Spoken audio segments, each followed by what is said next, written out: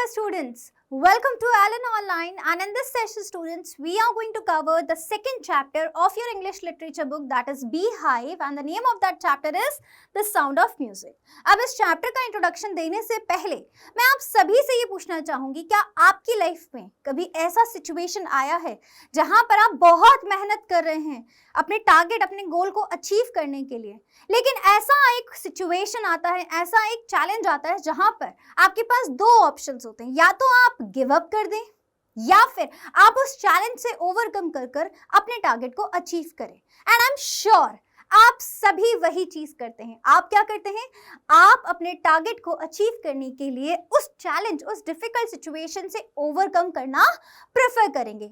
Yes, सो इस chapter के अंदर हम ऐसी ही दो पर्सनालिटीज के बारे में पढ़ेंगे, जिसमें पार्ट 1 में we are going to read about Evelyn Glennie. इस पार्ट का पूरा नाम है Evelyn Glennie listens to sound without hearing it. And part 2 में we are going to read about the shehnai of Bismillah Khan, जिनका नाम आई एम श्योर आपने कई बार सुना होगा। ओके, सो अब इन दोनों ही फेमस पर्सनालिटीज के बारे में रीड करने से पहले हमें ये जानना है कि इनके बारे में लिखा किसने है। So the writer is Deborah Cowley. कहाँ पर इनका जन्म हुआ था? टोरंटो, ओंटारियो, कनाडा में इनका जन्म हुआ था। इनकी एजुकेशन कंप्लीट हुई थी university of western Ontario. Profession क्या था? कैनेडियन ब्रॉडकास्टर थी, ऑथर हैं, फ्रीलांस राइटर हैं ये। और इनकी जो राइटिंग होती है इसके अंदर मोस्टली लाइफ स्टोरीज होती हैं, inspiring life stories of people who achieve success despite challenges. उन लोगों के बारे में ज़्यादा लिखती हैं जो अपनी लाइफ में कुछ चैलेंजेस, कुछ ऐसी सिचुएशंस, ऐसी प्रॉब्लम्स होने के बाद भी सक्सेस अचीव करते हैं। ओके, एंड कुछ फेमस वर्क्स हैं इनके, one women's journey and the next one is the library tree. Okay, author का नाम आपको ध्यान रखना है। सो जब इन्होंने एवलिन ग्लिने का इंटरव्यू लिया, उसके बाद इन्होंने इनके बारे में लिखा। पहले इस पार्ट के थ्रू क्या ये मैसेज कन्वे कर रहे हैं, क्या इस पार्ट का थीम है, that we are going to see. सबसे पहले shows how determination, hard work and self confidence can help overcome challenges like disability. Evelyn Glennie, ये जो फर्स्ट पार्ट है इस चैप्टर का, इस पार्ट के थ्रू जो ऑथर हैं वो ये बता रहे हैं कि डिटर्मिनेशन, हार्ड वर्क और सेल्फ कॉन्फिडेंस रखकर आप क्या कर सकते हैं, कोई भी चैलेंज हो, इवन डिसेबल होने का चैलेंज हो, तब भी आप अपनी लाइफ में क्या कर सकते हैं, सक्सेस अचीव कर सकते हैं इन चैलेंजेस को ओवरकम करके। Clear? Evelyn, though profoundly deaf, proves that passion and perseverance can make one achieve greatness. कि ये profoundly deaf थी, ये जन्म से deaf नहीं थी, इनकी जो ये disability है ना सुनने की, ओके, या सुन ना पाने की, ये बचपन से जब ये पैदा हुई तब से इनको ये डिसेबिलिटी नहीं थी। विद एज क्या हुआ, इनके अंदर ये डिसेबिलिटी आई, और इसके बाद भी इन्होंने अपनी लाइफ के अंदर क्या था, बहुत कुछ अचीव किया म्यूजिक इंडस्ट्री में। ओके, सो चलिए फर्स्ट पार्ट के साथ हम स्टार्ट करते हैं। Evelyn Glennie, the most sought after musician internationally, is multi-percussionist who can play thousands of instruments to perfection. Multi-percussionist कौन होता है? जो बहुत सारे इंस्ट्रूमेंट्स प्ले कर सकते हैं। ठीक है, तो ये बहुत सारे इंस्ट्रूमेंट्स प्ले कर सकती थी, इवन इनके अंदर एक डिसेबिलिटी थी, वो क्या थी, ना सुन पाना। एंड आप खुद ये सोचिए कि किसी के अंदर एक ऐसी डिसेबिलिटी होना, म्यूजिक के लिए सबसे इंपॉर्टेंट चीज क्या है कि आप म्यूजिक सुनते हो। यस, और यही एक सबसे बड़ी चीज उनके पास नहीं थी, फिर भी उन्होंने म्यूजिक इंडस्ट्री के अंदर बहुत कुछ अचीव किया था। Okay, surprisingly, she achieved this status in spite of her disability as she was profoundly deaf. But she learned to listen with her body instead of ears. ये एक ऐसी चीज थी जिसकी वजह से वो इतना सब कुछ अचीव कर पाई। उन्होंने ये अपना पोटेंशियल, उनको ये अपना पोटेंशियल पता लग गया कि वो म्यूजिक को सिर्फ कान से नहीं, भाई उनके अंदर एक डिसेबिलिटी, वो नहीं सुन सकती है, तो सिर्फ कान से सुनने की जगह वो क्या करेंगी, वो अपनी बॉडी से म्यूजिक को फील करना, म्यूजिक के वाइब्रेशंस को फील कर म्यूजिक को सुनेंगे। Okay, she feels the sound through her body. Clear? Now, Evelyn was 11 years old when it was discovered that she had hearing problem. जब फर्स्ट टाइम पता लगा तब उनकी एज थी 11 years. अब से हुआ क्या था, जब फर्स्ट जो इंसिडेंट था वो क्या था कि उनके स्कूल में एक प्रोग्राम था, वहां पर उन्हें इंस्ट्रूमेंट प्ले करना था, पियानो आपने सुना ही होगा, वो इंस्ट्रूमेंट इन्हें प्ले करना था। इनका नेम जो है बहुत बार बुलाया गया स्टेज पर, लेकिन as she could not hear it properly, वो स्टेज पे परफॉर्म नहीं कर पाई.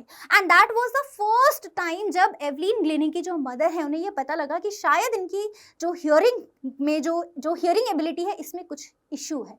एंड धीरे धीरे कर स्टार्टिंग में ये कंप्लीटली डेफ नहीं हुई, धीरे धीरे कर इनकी जो सुनने की क्षमता है वो खत्म होती गई. And soon she became completely deaf. Okay, she wanted to pursue her career in music but her teachers discouraged her. अब उनका म्यूजिक में बहुत ज्यादा इंटरेस्ट था, लेकिन कहीं ना कहीं इस डिसेबिलिटी की वजह से स्कूल मेट्स थे, क्लासमेट्स थे, उनकी टीचर्स जो थी वो उन्हें इतना सपोर्ट नहीं करते थे, इवन उनका मजाक बनाया जाता था. और इसी वजह से उन्होंने कहीं ना कहीं शुरुआत में अपनी इस डिसेबिलिटी को छुपाने के लिए, मतलब वो ये शो करती थी कि उनके अंदर ये जो डिसेबिलिटी है, ना सुन पाना, ये है ही नहीं. So she concealed that part. That means she hid that disability of her, like not able to hear.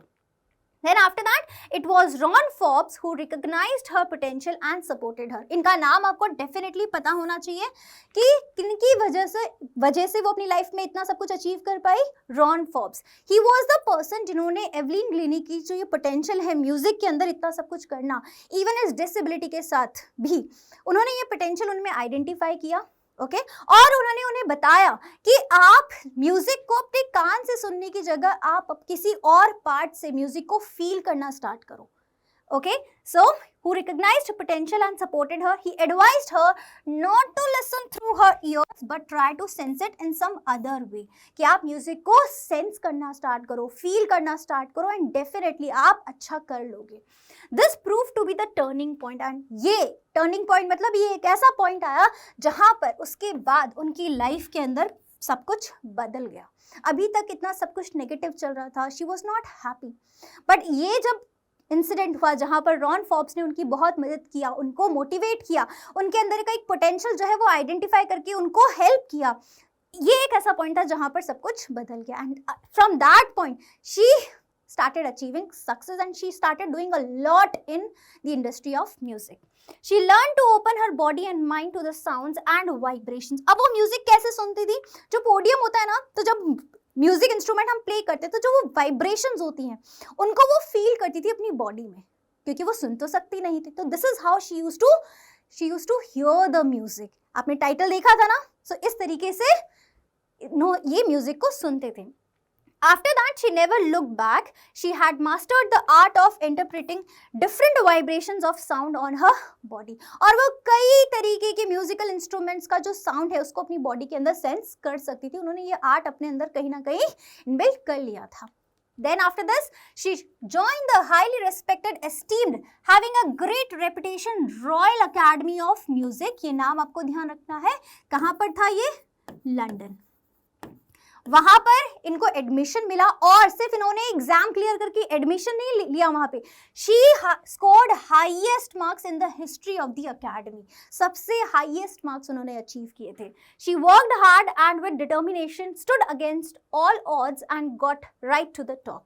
अब वहां पर जाने के बाद भी सी पहली चीज तो इतनी छोटी सी जगह पर इतनी बड़ी जगह पर जाना ही बहुत बड़ा डिसीजन था. बहुत डरी हुई थी. इवन आपने अगर ये स्टोरी रीड किया होगा तो स्टार्टिंग भी यहीं से हो रही है that she was standing at the railway station and वहां पर वो बहुत डरी हुई हैं. क्यों डरी हुई हैं? क्योंकि वो एक इतनी बड़ी जगह पर जा रही हैं. ओके एंड वहां पर भी उनके लिए चीजें करना, अपने म्यूजिक के अंदर इतना सब कुछ अचीव करना इजी नहीं था.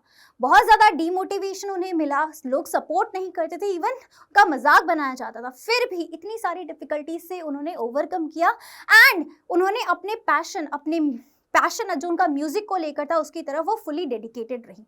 Okay, she worked hard and with determination stood against all odds and got right to the top. In 1991, she was presented with Royal Philharmonic Society's prestigious Soloist of the Year award. इस award से इन्हें नवाजा गया in the year 1991. इसी के साथ students इन्होंने क्या किया, जो यूथ बैंड होता है उसके साथ इन्होंने परफॉर्म करना स्टार्ट किया.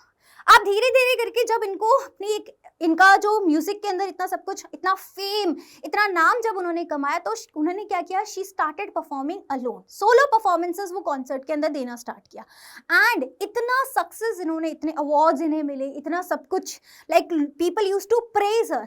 बट फिर भी Evelyn Glennie was a very down to earth person. इनके अंदर जीरो, वो कहते हैं ना कि हम लाइफ में बहुत कुछ अचीव कर लेते तो हमारे अंदर एक कि ओ मैंने इतना सब कुछ अचीव कर लिया, but Evelyn Glennie she was such a person कि इतना सब कुछ अचीव करने के बाद भी वो बहुत डाउन टू अर्थ, बहुत सिंपल पर्सन थी. और उसी के साथ साथ वो क्या करती थी, वो गरीबों के लिए, डिसेबल जो लोग थे हॉस्पिटल प्रिजन्स के अंदर, जो लोग कहीं ना कहीं सफर कर रहे थे, उनके लिए भी वो कॉन्सर्ट्स, फ्री कॉन्सर्ट्स करती थी. Okay, apart from the regular concerts, Evelyn gave free concerts in hospitals, prisons and also to aspiring young musicians. और जब इतनी वो फेमस हो गई तो कहीं ना कहीं she became an inspiration for all the people, especially for the people who have disability. And जिसमें भी जिनके अंदर कौन सी डिसेबिलिटी थी, they could not hear. तो कहीं ना कहीं इन लोगों के लिए she became a motivation, she became an inspiration कि अगर एवलिन ग्लेने कर सकती हैं अपनी लाइफ में इस डिसेबिलिटी को होने के बाद, तो हम क्यों नहीं कर सकते. Okay? She became a source of inspiration for the deaf and other handicapped children. She inspired them and made them believe that if Evelyn could do, so could they. अगर एवलिन कर सकती हैं तो वो भी अपनी लाइफ में बहुत कुछ कर सकते हैं, अगर वो फोकस्ड रहें, डिटरमाइंड रहें, हार्डवर्क करें तो. क्लियर हुआ? देखिए कितनी अच्छी पर्सनालिटी थी. अब सेकेंड पार्ट हम यहाँ पर स्टार्ट करेंगे, जिसमें किसके बारे में we are going to read about Bismillah Khan, famous shehnai player. अब इस पार्ट में के थ्रू ऑथर ने कौन सा थीम कवर किया है, पहले हम ये समझेंगे. Highlights music as divine gift and spiritual connection with culture and tradition. मतलब यहाँ पर कि ये थीम कवर किया गया है कि जो म्यूजिक है वो कितना भगवान का दिया हुआ एक गिफ्ट है, और कितना उसका जो कनेक्शन है, स्पिरिचुअल कनेक्शन है, और हमारी कल्चर और ट्रेडिशन के अंदर जो है म्यूजिक का कितना इंपॉर्टेंट रोल है. यही होता है, आपने देखा भी होगा, कहीं भी अगर अच्छा मूड है तो चलो म्यूजिक सुन लेते हैं, कोई ओकेजन है तो चलो म्यूजिक चला लेते हैं. मतलब हमारे लिए जो म्यूजिक है वो सिर्फ और सिर्फ ट्रेडिशन या हमारे कल्चर का एक पार्ट नहीं हो गया है, वो हमारी लाइफ का बहुत इंपॉर्टेंट पार्ट हो गया है. सो इस म्यूजिक इंडस्ट्री के अंदर बिस्मिल्ला खान, जिन्होंने एक नॉर्मल सा जो एक इंस्ट्रूमेंट था जिसको इवन बैन कर दिया गया था, और लोग इसको इतना लाइक यू कैन से इतना प्रायोरिटी, इतना इंपॉर्टेंस नहीं देते थे, बिकॉज इसके अंदर कुछ राग ऐसी होती थी, इंडिपेंडेंट राग्स, जो ये क्रिएट नहीं कर सकता था. बिस्मिल्ला खान ने इंडिपेंडेंट राग्स जो है वो इस पर्टिकुलर इंस्ट्रूमेंट शहनाई के अंदर इंट्रोड्यूस किया, and from that point students shehnai जो है वो वर्ल्ड वाइड फेमस हो गई. ये जो म्यूजिकल इंस्ट्रूमेंट है ये बहुत फेमस हुआ और बहुत सारे अवार्ड्स भी मिले. Okay, Ustad Bismillah Khan devoted his life to the Shehnai and to India, showing how true art is rooted in love, humility and dedication. Clear? चलिए अब इनके बारे में हम पढ़ना स्टार्ट करते हैं. So this chapter throws light on the origin of Shehnai. सबसे इंपॉर्टेंट चीज यहाँ पर जो आप स्टार्टिंग देखेंगे वो यही से हो रही है कि ये जो नॉर्मल सा इंस्ट्रूमेंट था जिसका रियल नेम शहनाई था भी नहीं, कुछ और नाम था, एंड दैट वाज पुंगी. सो इसका जो मतलब ये कैसे, ये जो म्यूजिकल इंस्ट्रूमेंट है इसका ओरिजिनेट कैसे हुआ, and the life of all time great shehnai वादक बिस्मिल्ला खान. और इसी के साथ हम जो फेमस शहनाई वादक जो है, मतलब जो शहनाई प्ले करते हैं, उनके बारे में भी हम यहाँ पर पढ़ेंगे, जिनका नाम है Bismillah Khan. The winner of Bharat Ratna, the highest civilian award of India for his dedication to music and his love for India. Students, जो famous awards इनके नाम आपको पता होने चाहिए. बिस्मिल्ला खान को जो famous awards मिले थे. Clear? Now, pungi, a musical instrument. See, इस instrument का नाम पहले क्या था? pungi. Was banned by Emperor Aurangzeb because of its shrill and unpleasant sound. अब ये जो म्यूजिकल इंस्ट्रूमेंट उस टाइम पे प्ले होता था, तो औरंगजेब जो वहाँ के राजा थे, उन्होंने क्या किया, इस इंस्ट्रूमेंट को बैन कर दिया. और क्यों बैन किया था? क्योंकि इसकी जो आवाज़ है वो बहुत तीखी सी है, मतलब अनप्लेजेंट है, सुनने में बिल्कुल अच्छी नहीं लगती. इवन ऐसा लगता है कि बहुत तेज शोर हो रहा है, एकदम कहते हैं ना कोई तीखी सी आवाज़. सो इस रीज़न की वजह से उन्होंने क्या किया, इस इंस्ट्रूमेंट को बैन कर दिया. लेकिन एक बार्बर थे, ठीक है, बार्बर कौन होता है? नहीं, वो इस इंस्ट्रूमेंट, मतलब उनकी फैमिली जो है वो पूरी लाइक प्रोफेशनल म्यूजिशियंस थे, उनकी पूरी फैमिली, ठीक है. और उन्होंने ये डिसाइड किया कि वो इस म्यूजिकल इंस्ट्रूमेंट को वो क्या करेंगे, इसके अंदर कुछ चेंजेस करेंगे और वापस से जो है वो इसको लाइक लेकर आएंगे, and will make it lovable for the people. अब वो कैसे किया उन्होंने? सी, ये जो इंस्ट्रूमेंट था एक राउंड शेप का, ठीक है। सो इन्होंने क्या किया, इसके अंदर कुछ होल्स किए और इस तरीके से यहाँ पर ये जो इंस्ट्रूमेंट था पुंगी, इट कन्वर्टेड इनटू शहनाई, ठीक है। Then, in fact, it was regarded more as noise maker than a musical instrument. It was modified and perfected by a barber who belonged to a family of professional musicians. किसने इस instrument को modify किया और इतना अच्छा बनाया? That was simply a barber. कौन थे? नाई, ठीक है। He played it in the chamber of the king. अब उन्होंने क्या किया, इसको जब मॉडिफाई किया, इसके अंदर जो चेंजेस लेकर आए, उसके बाद इन्होंने एक राजा के दरबार में इसे प्ले किया और उस मोमेंट के बाद से वहां पर ये जो है इंस्ट्रूमेंट, ये शहनाई इंस्ट्रूमेंट प्ले करना जो है वो बहुत इंपॉर्टेंट पार्ट बन गया नौबत का। He played it in the chamber of the king. Its sound was so appreciated by the emperor that it was made a part of Naubat. Again, okay? Since it was played for the first time. अब ये first time कहाँ play हुआ था? शाहस chamber में। और किसने play किया था? एक नाई ने। So this is how this instrument's name got changed. पुंगी इसका नाम था और ये चेंज हुआ शहनाई से। कैसे हुआ? क्योंकि शाह के चैम्बर में ये फर्स्ट टाइम प्ले हुआ था और किसने प्ले किया था? एक नाई ने। So this is how it got the name shehnai. Clear? And again students, कैसे इसका नाम चेंज हुआ ये आपको पता होना चाहिए। Clear? After this, traditionally it was played in the temples and on every auspicious domestic occasion. अब सी हमने भी कई बार देखा है, घर में कोई ओकेजन हो, स्पेशली शादी वगैरह अगर होती है, तो वहाँ पर क्या होता है, कौन सा म्यूजिकल इंस्ट्रूमेंट प्ले किया जाता है? डीजे मत यहाँ पे काउंट करना। शहनाई प्ले करना जो है वो एक रिचुअल बन चुका है, हमारे रिचुअल का एक पार्ट बन चुका है। ओके, सो शहनाई जो ये म्यूजिकल इंस्ट्रूमेंट है, इसको प्ले करना जो है वो हर ऑस्पिशियस ओकेजन या कोई भी स्पेशल ओकेजन पर प्ले करना जो है वो इम्पॉर्टेंट और लेट्स से बहुत ज़रूरी हो गया था, पार्ट बन गया था ये। Okay, its sound was regarded as auspicious, it was treated as an incomplete musical instrument. लेकिन फिर भी स्टूडेंट्स, इतना सब कुछ मतलब टेम्पल्स में प्ले हो रहा है, मंदिरों में, स्पेशल ओकेजन्स पे इसे प्ले किया जा रहा है, लेकिन फिर भी कहीं ना कहीं कोई कमी थी। इस इंस्ट्रूमेंट को वो इम्पोर्टेंस, वो वैल्यू मिली ही नहीं तब तक भी। तो यहाँ पर ये जो चेंज था इस इंस्ट्रूमेंट का अंदर, जो चेंजेस लेकर आए, इसकी इंपॉर्टेंस के अंदर, इसकी इंपॉर्टेंस को किसने बढ़ाया? That was Bismillah Khan. Okay, not capable of creating independent drugs. अब यहाँ पर इस म्यूजिकल इंस्ट्रूमेंट को इतना इंपॉर्टेंस क्यों नहीं मिला था? बिकॉज ये इंडिपेंडेंट ड्रग्स नहीं क्रिएट कर सकती थी according to people's opinion, musicians opinion.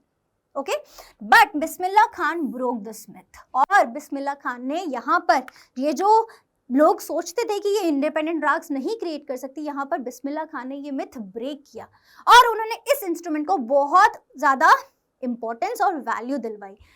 Then Bismillah belongs to the Banaras. अब यहाँ पर हम पढ़ेंगे किसके बारे में? बिस्मिल्लाह खान के बारे में। सो इनका जन्म हुआ था Banaras, now it is known as Varanasi gharana. He was born in 1916 at Dumraon in Bihar. यहाँ पर इनका जन्म हुआ था। From 5 years of age he used to visit the Bihari ji temple. अब क्या हुआ था, जब वो 5 साल के थे तो बिहारी जी एक टेम्पल था उनके वहीं पर ही, तो वहां पर जाकर वो एक गाना गाते थे, चैता। और वो जो वहाँ के बिहारी लोकल जो राजा थे, वो क्या करते थे, एज अ रिवॉर्ड उन्हें एक बड़ा सा लड्डू देते थे जब वो परफॉर्म करते थे। तो इस रिवॉर्ड के लिए वो वहां पर जाकर परफॉर्म करते थे। सिंग भोजपुरी चैता देव। For his melodious singing as a child, he earned a big laddu from the local Bhojpuri king. At the age of 6, he moved to Banaras. अब जब वो 6 साल के थे तो वो बनारस चले गए। सी, उनका जन्म कहाँ हुआ था? दमराव इन बिहार। और वो बिलोंग कहाँ से करते थे? बनारस। ठीक है, तो जब वो 6 साल के थे तो वो बनारस चले गए। वहां पर किसके पास गए? वो अपने मामा के पास, मेटर्नल अंकल, जिनका नाम क्या था? अली बख्श। अगेन स्टूडेंट्स, ये नाम आपको ध्यान रखना है। He started picking up the finer nuances of Shehnai. He used to spend most of his time practicing on the banks of the river Ganges. Okay, तो यहाँ पर वो रिवर गंगा के वहां जाकर वो परफॉर्म करते थे, प्रैक्टिस करते थे, परफॉर्म नहीं कहेंगे, प्रैक्टिस करते थे अपने मेटर्नल अंकल जिनका नाम था Ali Bakhsh. Okay, the themes of his music were deeply affected by the sounds of the flowing water of the Ganga. जैसे ही वो म्यूजिक प्ले करते थे ना, जैसे वो पानी जो रिवर गंगा का फ्लो होता था, उस साउंड से वो मतलब इतना सूदिंग होता था, इतना अच्छा साउंड वो इस म्यूजिकल इंस्ट्रूमेंट से क्रिएट करते थे, इतनी अच्छी राग क्रिएट करते थे। Clear? Then after this, he got the Best Performer Award at All India Music Conference in Allahabad in 1930. In 2001, he won 3 awards. 2001 में उन्हें 3 awards मिले थे, the Padma Bhushan, Padma Shri and Padma Vibhushan. So students, यहाँ से आपको ये awards के names पता होने चाहिए. He was invited to play the Shehnai from the ramparts of the Red Fort in 1947. See, 1947 में हमें इंडिपेंडेंस मिला था, तो वहाँ पर कौन थे? जवाहरलाल नेहरू, महात्मा गांधी. सो इन्हें ही वॉज द फर्स्ट पर्सन, मतलब जो प्रोग्राम था ना वो इंडिपेंडेंस डे का 1947 में, उसकी शुरुआत ही इनकी शहनाई से हुई थी. सो ही इवन परफॉर्म देयर. और कौन बैठा था उनके सामने? जवाहरलाल नेहरू. सो कितना इम्पोर्टेंट, कितना लेट्स से कि कितना इम्पोर्टेंट मोमेंट रहा होगा वो इनके लिए. Okay, then after that, becoming the first to greet the independent India, he won many international awards. अब सी उनको सिर्फ नेशनल लेवल पे नहीं, उनको इंटरनेशनल लेवल पे भी अवार्ड्स मिले थे, और उन्होंने इवन अमेरिका में जाकर कई ऐसी जगह पर जाकर उन्होंने परफॉर्म किया था. और इतना ही नहीं स्टूडेंट्स, वो इतने फेमस हो गए थे कि उनके नाम पर एक ऑडिटोरियम भी रख दिया गया था. That also we are going to see. Okay, he became the first Indian to perform at the Lincoln Central Hall, USA, and auditorium in Tehran was named after him. And क्या नाम था उसका? ताहर मसीकी उस्ताद बिस्मिल्लाह खान. ये नाम था उस ऑडिटोरियम का, जो आपको पता होना चाहिए. ओके, कहाँ पर? Tehran was named after him. And नाम क्या है? ताहर मसीकी उस्ताद Bismillah Khan. Clear? Now after this, Bismillah was very fond of Banaras and Damrao. अब क्या हुआ था कि जब उन्होंने इतना सक्सेस अचीव किया, ठीक है, लोग उन्हें इतना पसंद करने लगे, सिर्फ और सिर्फ नेशनली नहीं, इंटरनेशनली भी. सो जब वो इंटरनेशनल लेवल पे परफॉर्म करते थे, तो वहाँ पर क्या हुआ था कि लोगों ने उनसे रिक्वेस्ट किया, जो उनके स्टूडेंट्स थे उन्होंने रिक्वेस्ट किया कि आप हमारे साथ यहीं रहिए. बट उनका जो लव था अपने नेशन को लेकर, उनका जो डेडिकेशन था, ठीक है, अपने नेशन को लेकर, वो इतना ज़्यादा था दैट ही डिसाइडेड, मतलब उन्होंने कहीं भी ऑप्शन, क्योंकि क्या होता है, ये होता है कि हम लोग अच्छी सक्सेस जब हमें मिल जाती है तो हम ये प्रेफर करते हैं कि हम बाहर जाकर अच्छे से सेटल हो जाए, जो कि नहीं था यहाँ पर. बिस्मिल्लाह खान अपने नेशन को लेकर इतने ज़्यादा डिवोटेड थे, इतने ज़्यादा उनके अंदर पेट्रियोटिक फीलिंग थी कि उन्हें इतना प्यार था अपनी जगह से, बनारस एंड दमराव से, कि उन्होंने डिसाइड किया कि मैं बाहर सेटल नहीं होऊंगा, मैं अपने देश में ही रहूँगा और अपनी जगह पर ही रहूँगा. और क्या थी वो? Banaras and Dumraon. He declined an offer from one of his students to settle in the US as he was not willing to stay away for long from Banaras and its holy river Ganga. Okay, he ventured into the film world also. अब इतना success achieve कर लिया तो film industry के अंदर भी उन्होंने अपना कंट्रीब्यूशन दिया था उन्होंने, लेकिन ज़्यादा कंट्रीब्यूशन नहीं था, क्योंकि उन्हें ये जो फिल्म इंडस्ट्री का जो फेम होता है ना, दिखावा होता है, इतना ज़्यादा शो करना, शो ऑफ करना, ये सब कहीं ना कहीं उन्हें बिल्कुल पसंद नहीं था. वो एक नेचुरल, एक रियल लाइफ में बिलीव करते थे, आर्टिफिशियल लाइफ में वो बिल्कुल ना वो जीना चाहते थे, ना वो इस तरीके की लाइफ में बिलीव करते थे. सो उन्होंने सिर्फ 2 सॉन्ग्स वहाँ पर परफॉर्म किए थे फिल्म इंडस्ट्री के अंदर, एंड उसके बाद उन्होंने डिसाइड किया कि वो जो है वो अपना रियल लाइफ में जो उनके कॉन्सर्ट्स होते थे, जो उनकी परफॉर्मेंस जगह जगह पर जाके वो परफॉर्म करते थे, वो वही चीज़ कंटिन्यू करेंगे, क्योंकि उन्हें वो फेम नहीं चाहिए था, एक नेचुरल रियल लाइफ वो जीना चाहते थे, simple life we can say. He ventured into the film world also. He contributed his music in 2 movies. 2 movies के अंदर उन्होंने म्यूजिक प्ले किया था, मतलब उनका कोई जो फर्स्ट वाला सॉन्ग था वो दैट वाज दिल का खिलौना है टूट गया फ्रॉम मूवी गूंज उठी शहनाई. ये जो मूवी है वो उस्ताद बिस्मिल्लाह खान का जो म्यूजिक प्ले, उन्होंने जो शहनाई प्ले किया था उसको देखकर ही ये मूवी बनाई गई थी, और उसके अंदर उनका एक गाना है दैट इज दिल का खिलौना है टूट गया, और इसी के साथ एक कन्नड़ सॉन्ग भी जो है उन्होंने गाया था. ठीक है, was a chart buster. Chart buster मतलब रिकॉर्ड ब्रेकर था वो, कहीं ना कहीं ये जो सॉन्ग था. But he could not associate himself with the artificial glamour of the film world. For him, music was his soul, his life. और उन्होंने ये डिसाइड किया, जब उनको कहीं ना कहीं ये जो उन्होंने जब जैसे वो फिल्म इंडस्ट्री में गए, वहाँ पर देखा किस तरीके की लाइफ होती है, कितना शो ऑफ करना पड़ता है, तो उन्होंने ये डिसाइड किया कि मैं जो है वो अपनी पूरी लाइफ म्यूजिक को ही दूंगा, मैं फिल्म इंडस्ट्री इस तरीके की लाइफ का पार्ट नहीं बनूंगा. एंड अगेन स्टूडेंट्स सी, इतना सक्सेस उन्होंने अचीव किया, इतना फेम उन्हें मिला, उसके बाद भी दोनों चीजें उन्होंने डिनाई कर दिया. कौन सा था? First one, to settle outside, ठीक है, मतलब अमेरिका में सेटल होना, and second one was to live a life of fame. ये भी उन्होंने डिनाई किया। क्लियर? सो दोनों ही पर्सनालिटीज जो है बहुत बड़ा मैसेज कन्वे कर रही हैं। सबसे पहली पर्सनालिटी है एवलिन ग्लिन, जो हमें ये बताती है कि लाइफ के अंदर कितनी ही प्रॉब्लम्स आ जाएं, हमें गिव अप नहीं करना चाहिए। ठीक है, डिसेबल होना ये कितना बड़ा चैलेंज है, बट फिर भी उन्होंने कितना सब कुछ अचीव किया। उसी के साथ बिस्मिल्लाह खान जो हैं, उन्होंने एक ऐसे इंस्ट्रूमेंट को इतनी सक्सेस जो है, इतना सक्सेस की ऊंचाइयों पर लेकर गए वो उसे, जो लोग ये सोचते थे कि ये जो इंस्ट्रूमेंट है ये सिर्फ और सिर्फ ऑस्पिशियस ओकेजन पे ही प्ले करना चाहिए, इतना केपेबल, इतना वैल्यू रखता नहीं है। सो उन्होंने वो मिथ भी ब्रेक किया और इस इंस्ट्रूमेंट को इतना इंटरनेशनल लेवल पे जो है वो फेम दिलवाया। क्लियर? सो अब यहाँ पर हम देखेंगे कंपैरेटिव रिफ्लेक्शन की दोनों ही जो पार्ट हैं जो यहाँ पर ऑथर ने कवर किए हैं, दोनों ही पर्सनालिटीज के बारे में जो ऑथर ने लिखा है, इसके अंदर जो कंपैरेटिव रिफ्लेक्शन जो हमें मैसेज वो कन्वे करी है वो क्या है। सी, एवलिन ग्लिन ने ब्रोक फिजिकल बैरियर्स। उन्होंने जो फिजिकल बैरियर था, क्या था कि वो सुन नहीं सकती थी, वो बैरियर उन्होंने ब्रेक किया और उन्होंने अपनी म्यूजिक इंडस्ट्री के अंदर बहुत कुछ अचीव किया, मल्टीपर्कशनिस्ट बन गई वो। ठीक है, Bismillah Khan broke cultural and traditional barriers. ठीक है, उन्होंने क्या किया, जो इंस्ट्रूमेंट जैसा मैंने आपको बताया शहनाई, जो नॉर्मली बस वहां पर कोई भी ओकेजन्स पे प्ले करना ये माना गया कि ठीक है ये ऑस्पिशियस, इसका जो साउंड है बहुत ऑस्पिशियस है, तो इस तरीके से हम इसको मंदिरों के अंदर अच्छे अच्छे ओकेजन लाकी जो शादी वगैरह के अंदर हम इसे प्ले करेंगे। लेकिन उन्होंने कई ऐसी राग इन्वेंट किया, कई इस तरीके का म्यूजिक जो है इस इंस्ट्रूमेंट से इन्वेंट किया कि ये जो इंस्ट्रूमेंट है वो इंटरनेशनली फेम मिला इस इंस्ट्रूमेंट को, और वो इसी के साथ उन्हें खुद को भी फेम मिला। एंड देखिए कितना बड़ा ओकेजन था 1947 में जब हमें इंडिपेंडेंस मिला, तो he was the first person to start that program. So definitely उन्होंने बहुत कुछ अचीव किया है अपनी लाइफ के अंदर। Okay, both show passion plus perseverance equals to greatness, कि अगर आपके अंदर पैशन है, आप कंसिस्टेंट हैं, आप डेडिकेटेड हैं, then definitely you can achieve success in your life. So I am sure students की दोनों ही जो स्टोरीज हैं, दोनों ही पर्सनालिटीज के बारे में सारी इंफॉर्मेशन आपको क्लियर हो गया है। कुछ इंपॉर्टेंट चीजें मैंने आपको यहाँ पर बताई हैं कि आपको एवलिन ग्लिन के बारे में क्या क्या पता होना चाहिए और बिस्मिल्लाह खान के बारे में क्या क्या पता होना चाहिए। So I hope everything that we have covered in this session is clear to all of you. Thank you so much, bye bye and good luck.